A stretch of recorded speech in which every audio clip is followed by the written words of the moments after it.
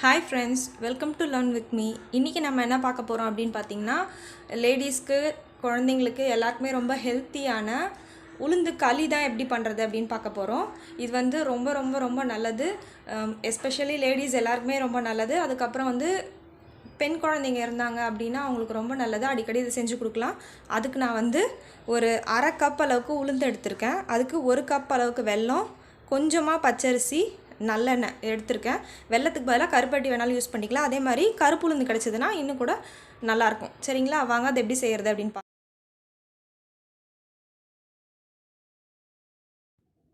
அதை இப்போ எப்படி செய்கிறது பார்க்கலாம். ஃபஸ்ட்டு வந்து ஒரு வானல் வச்சிடலாம். கொஞ்சம் அடி கனமான ஒரு பாத்திரம் வச்சுக்கிறேன். வச்சுட்டு இப்போ வந்து நம்ம என்ன பண்ணணும்னா, அந்த உளுந்து அரிசி ரெண்டையும் வறுக்கணும். ஃபஸ்ட்டு நான் உளுந்து போட்டுக்கிறேன். போட்டுட்டு அதை அப்படியே வந்து ட்ரையாக எதுவும் இல்லாமல் நல்லா வறுக்கணும். எண்ணெய் எதுவும் சேர்க்கக்கூடாது, தண்ணி எதுவுமே இது பண்ணாமல் நல்லா வந்து ட்ரையாக வறுக்கணும். நல்லா வந்து கொஞ்சம் செவந்து வரணும் உளுந்து. அந்த அளவுக்கு கொஞ்சம் நல்லா வறுக்கணும். வறுத்துட்டு அதுக்கப்புறம் நம்ம எடுத்து வச்சுட்டு அரிசியும் அதே மாதிரி வறுத்துக்கலாம். இந்த உளுந்து வந்து இது வந்து நார்மலாக வெள்ளை உளுந்து. இதே கருப்பு உளுந்து தோலோடு இருக்கிறது நம்ம யூஸ் பண்ணோன்னா இன்னும் ரொம்ப நல்லது. அதே மாதிரி அதை நம்ம என்ன பண்ணலாம் அப்படின்னா, இந்த உளுந்தையும் அரிசியும் வறுத்துட்டு மிஷினில் கொடுத்து அரைச்சி கொண்டு வந்து கூட அரைச்சி நம்ம மாவாக வச்சுக்கிட்டு வேணுன்றப்ப உடனேவும் இந்த களியை வந்து செஞ்சுக்கலாம். நம்ம பாருங்கள், இப்போயே கலர் சேஞ்ச் ஆக ஆரம்பிச்சிருச்சு.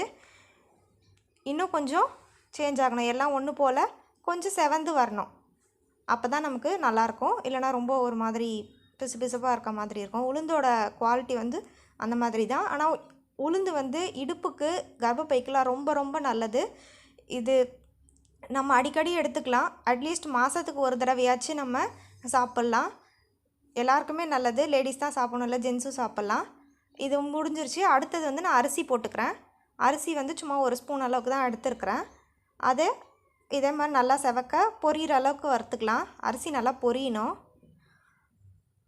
இந்த டிஷ் வந்து குழந்தைங்களுக்கு எல்லாருக்குமே கொடுக்கலாம். நம்ம ஜென்ஸ்லாம் கூட சாப்பிட்லாம். இடுப்பு வலி, இடுப்புக்கெலாம் ரொம்ப ஸ்ட்ரென்த் கொடுக்கும் அந்த உளுந்து. நம்ம இதில் சேர்த்துருக்கிறது எல்லாமே வந்து நல்லா ஹெல்த்தியான ஐட்டம் தான்.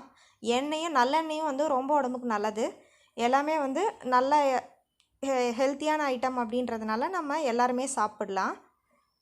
இதையே நல்லா வறுத்துக்கலாம். நம்ம ஓரளவு கலர் சேஞ்ச் ஆகிடுச்சு. இன்னும் நல்லா வறுத்துக்கலாம். பச்சரிசி எடுத்துக்கோங்க. பாருங்கள், கலர் சேஞ்ச் ஆகிட்டு வருது. இப்போ இதை வந்து நம்ம எடுத்துடலாம். இதை ரெண்டுமே வந்து நம்ம ஆற வச்சிடலாம். அதுக்குள்ளே நம்ம என்ன பண்ணலாம் அப்படின்னா, வெல்லத்துக்கு வந்து ரெடி பண்ணிடலாம். அந்த 1 கப் வெல்லத்துக்கு நான் 2 கப் அளவுக்கு தண்ணி ஊற்றுறேன். ஊற்றிட்டு அந்த வெல்லத்தை இப்போது ஜஸ்ட் கரைக்க போகிறோம். நம்ம வேறு ஒன்றும் பண்ண போகிறதில்ல. அந்த வெல்லத்தை போட்டு நம்ம கரைச்சிக்கலாம். ஃபஸ்ட்டு அது கரையட்டும். கரைஞ்சதும் கொஞ்சம் ஆற வச்சுட்டு நம்ம வடிகட்ட போகிறோம். அதுக்காக தான் இப்போ ஃபஸ்ட்டு வந்து நம்ம கரைக்கிறோம். இது பதம் வரணும் அப்படிலாம் எதுவுமே கிடையாது. ஜஸ்ட் கரையணும், அவ்வளோதான். இந்த வெல்லம் வந்து நல்லா கொஞ்சம் கொதித்து கரையணும். கரைஞ்சதுக்கப்புறம் நம்ம வடிகட்டிக்கலாம். ஏன்னா வெல்லத்தில் வந்து அந்த அடியில் கொஞ்சம் அழுக்கு மாதிரி நிற்கும் இல்லையா, அதுக்காக தான். டஸ்ட்டு கொஞ்சம் இருக்கும். அதுக்காக நம்ம இதை சூடு பண்ணிவிட்டு ஜஸ்ட் வடிகட்டி எடுத்துக்கலாம். நல்லா கொதிக்கிட்டோம். கரையாமல் நல்லா தெரியுது பாருங்கள். நல்லா கொதித்து ஓரளவுக்கு இதுவாகிடுச்சு பாருங்கள். ஃபுல்லாக எல்லாமே கரைஞ்சிருச்சு. இப்போ வந்து இதை அப்படியே ஆஃப் பண்ணிவிட்டு நம்ம ஆற வச்சுக்கலாம். ஆஃப் பண்ணிடலாம்.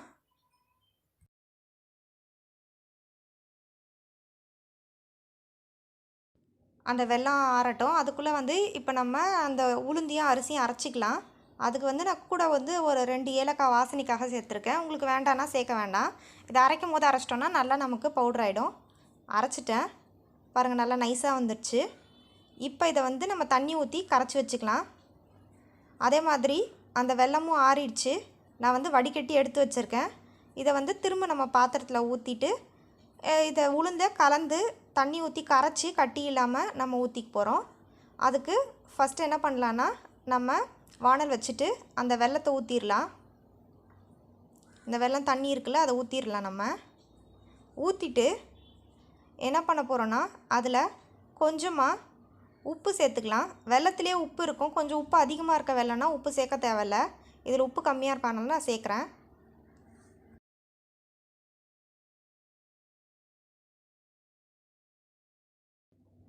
இப்போ அதில் நம்ம அந்த உளுந்து கட்டி இல்லாமல் கரைச்சி வச்சுருக்கேன் நான் தண்ணி ஊற்றி, அதை வந்து சேர்த்துக்கலாம். அப்படியே பவுடராக போட்டோன்னா நமக்கு கட்டிரும்.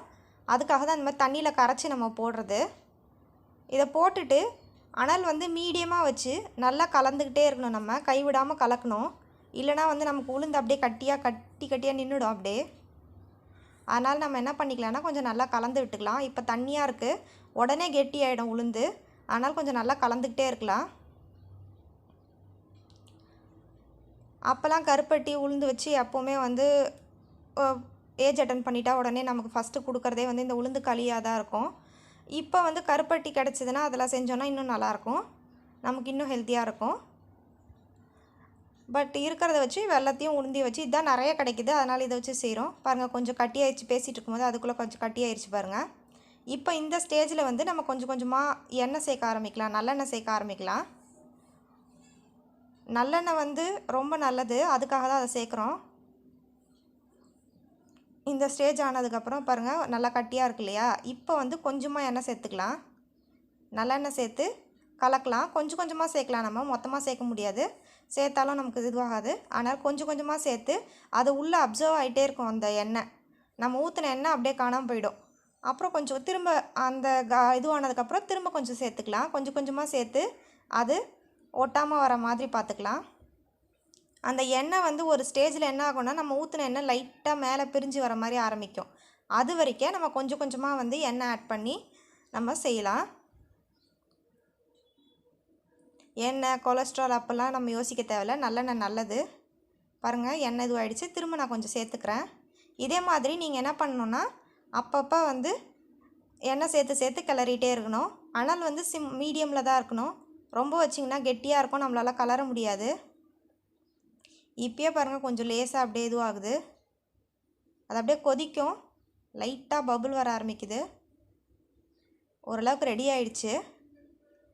நமக்கு அந்த சைட்லலாம் எண்ணெய் இருக்கு இல்லையா, அதெல்லாம் உள்ளே சேர்த்து நம்ம என்ன பண்ணலான்னா கலந்து விட்டுகிட்டே இருக்கலாம். அது மாதிரி சைடில் ஏதாவது இருந்தாலும் பிடிக்காமல் நம்ம சேர்த்து இது பண்ணலாம். லைட்டாக பாருங்கள் அந்த எண்ணெய் தெரியுது, உங்களுக்கு தெரியுதா? இன்னும் கொஞ்சம் நம்ம அதே மாதிரி கலந்து விட்டுக்கலாம். கலந்து இது பண்ணிக்கலாம். இன்னும் லேசாக எண்ணெய் விடணும்.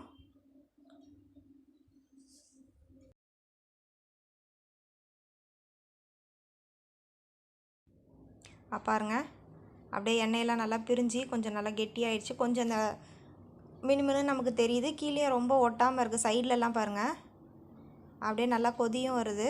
இப்போ நம்ம அடுப்பை ஆஃப் பண்ணிடலாம். அப்படியே நமக்கு அந்த எண்ணெய் லேசாக பிரிஞ்சு வெளியே வந்திருக்கு பாருங்கள். இன்னும் கூட நீங்கள் எண்ணெய் தேவை அப்படின்னு நினச்சிங்கன்னா இன்னும் நல்லா வெளியில் நல்லா வர அளவுக்கு இது பண்ணலாம். ரொம்ப எண்ணெய் இருந்தால் கொஞ்சம் சாப்பிட முடியாது, அதனால தான், வேறு ஒன்றும் இல்லை.